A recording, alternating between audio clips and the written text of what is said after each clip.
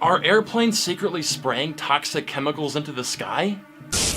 Hi, welcome to Bullshit Busted. Throughout history, people have been afraid of things they don't understand, like comic books, bicycles, weed, vaginas, the list goes on and on. Thankfully, over time as new information comes out, these unfounded fears often fade into oblivion. But ever since the mid-90s, there's been a conspiracy theory that just won't seem to go away.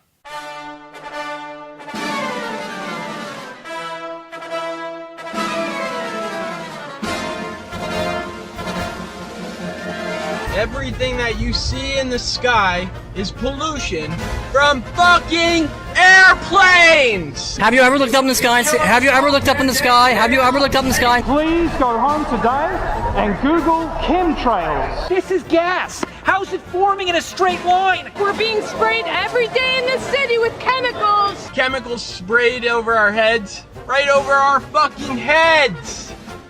The chemtrail conspiracy theory is the belief that the evil powers that be are using jet aircraft to spray toxic chemicals into the sky, which will then fall back to Earth. Why are they doing this? Well, the conspiracy theorists usually claim it's for mind control, weather control, population control, or some variation of those three. Chemtrails have actually gained quite a bit of attention, appearing on the news and people protesting them all around the world. They've even been mentioned by Kylie Jenner. Regardless, in reality, these trails behind planes are nothing more than condensation trails, or contrails for short. They form when hot, humid jet exhaust mixes with the very cold air, turning into ice crystals. In this video, I'll be going over and debunking 5 common chemtrail arguments, and I'll provide all of my sources in the description. Claim number 1. Contrails and chemtrails are different. For whatever reason, conspiracy theorists believe that contrails can only be short and vanish quickly. In their mind, if the trail stays in the air, it's a chemtrail. If you look in the science, real contrails, it's supposed to be water vapor that dissipates within 60 seconds. They don't spread across the sky. Nope.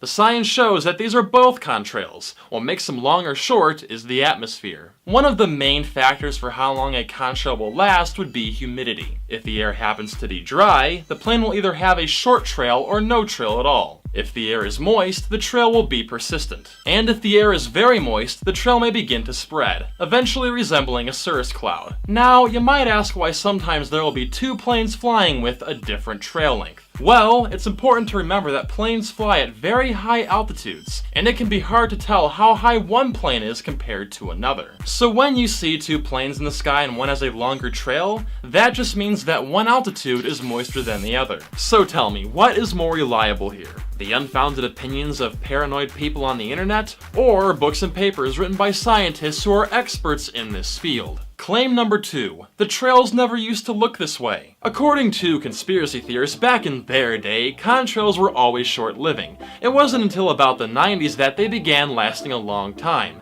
Therefore, chemtrails. Look at the skies. What's the difference? We never used to see these in the skies. What's the difference? It's chemtrails. It's real. It's not a theory. Thankfully, their poor memory does not dictate reality. There are science books and papers going back decades that provide descriptions and photos of persistent contrails. They've been around before most of these conspiracy theorists were even born. And if that isn't enough, there's also footage of persistent contrails from during the 1940s. Vapor trails of fighting aircraft jolt us into a realization of the sterner things that mar the beauty of a landscape at peace. So why do conspiracy theorists not remember seeing them when they were children?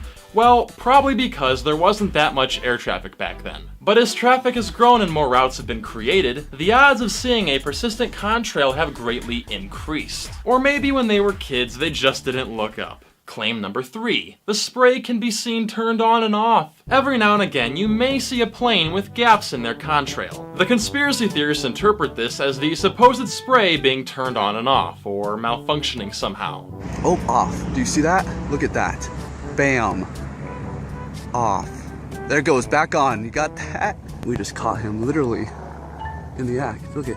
But, yet again, their interpretation is wrong. These broken contrails are caused by a plane flying through a dry patch or layer in the sky. Remember, contrails will not persist in dry air. So if you see a contrail stop out of nowhere, it simply means the airplane flew through an area of low humidity. And again, this is nothing new. It can be seen happening in World War II footage.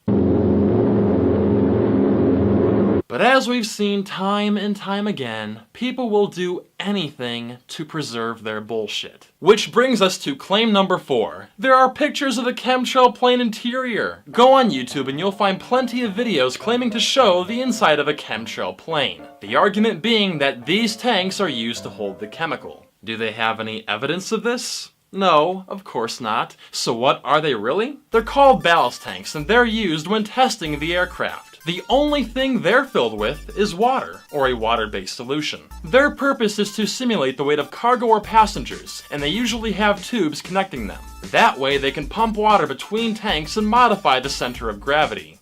These are water ballast tanks, and this is the way we control the center of gravity on the aircraft. You know, for a group that tells people to do their research, they really don't practice what they preach, do they? Another tank they're freaked out by are the ones shown in this picture, with the patent number 7413145. However, if you actually read the patent, this invention was made primarily for fighting fires. This picture comes from the inside of a 747 supertanker, a plane used for, guess what, firefighting. In just 15 seconds, the supertanker can lay a swath of fire retardant 3 kilometers long. The new global supertanker has a pressurized drop system that is the safest and most effective of all the current firefighting aircraft. The chemtrail conspiracy theorists are a prime example of confirmation bias. They see pictures of tanks in an airplane, but rather than look into what they're actually used for, they immediately assume it's proof of their conspiracy theory. But we still have to cover claim number 5. There's video of the chemtrail nozzle spraying. Over the years, conspiracy theorists have posted several videos of a passenger's view on the plane. These videos show a nozzle protruding from the wing and spraying something into the sky. Oh shit, they got me now. How do I debunk this one? Oh yeah, by doing research. What the planes in these videos are doing is called fuel dumping, and it's done to lower the weight of the aircraft. Normally planes will burn off this fuel while flying, but if they need to make an emergency landing, they have to lose the fuel quickly. Otherwise, the excess weight while landing will harm the airframe. There's a bit of a contradiction to this whole conspiracy theory. On one hand, they say the chemtrail planes are full of rows and rows of tanks, yet at the same time they have enough room for a bunch of passengers. It does not add up. The chemtrail conspiracy theorists are one of the most gullible groups I've ever seen, and because of this, fooling with them is very easy. Take, for example, Chris Bovey. He's the guy behind this video I showed you earlier. After his video went viral on Facebook, he made a follow-up post telling everyone he'd been detained, and also had his phone taken away. This ended up landing him on a conspiracy radio show, where he admitted the entire thing was a joke. I was talking to my friend Stuart Wyatt and just like laughing about it. You know, I couldn't believe it. And he persuaded me to put up another Facebook status saying that I'd been detained by the security services in Heathrow Airport and for 8 hours, and that they confiscated my iPhone. And I said, no, nobody would be stupid enough to believe that. And he said, well, they were stupid enough to believe that your video was a chemtrail. Wah wah. So, conspiracy theorists, if you have any more chemtrail arguments for me to debunk, please share them. But until then, your bullshit has been busted.